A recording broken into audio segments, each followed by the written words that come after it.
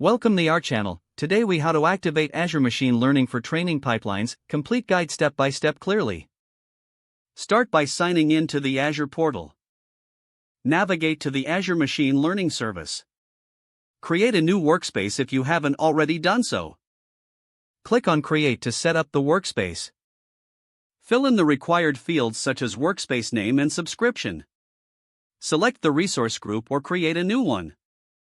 Choose the location that best suits your needs. Review your configuration and click Create to launch the workspace.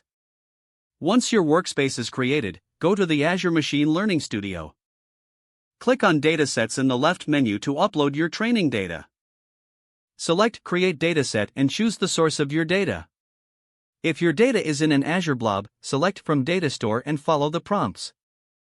Otherwise, choose from Local Files to upload your files directly. After your dataset is created, go to the Pipeline section in the Azure Machine Learning Studio. Click on Create Pipeline.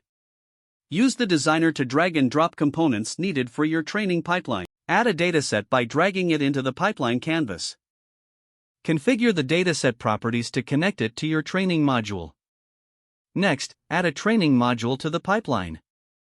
Select the algorithm you wish to use for training. Configure the training parameters as required for your project. Connect the output of the dataset to the input of the training module. Once your pipeline is set, click on Validate to check for any errors.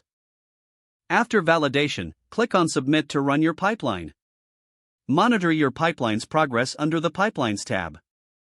Once completed, review the training results. If needed, iterate on your pipeline by modifying the parameters or changing algorithms. Finally, save your pipeline for future use or adjustments. If the page does not load, refresh the browser or try again in a private or incognito window. Don't forget to like this video and subscribe to our channel for more step-by-step tech guides.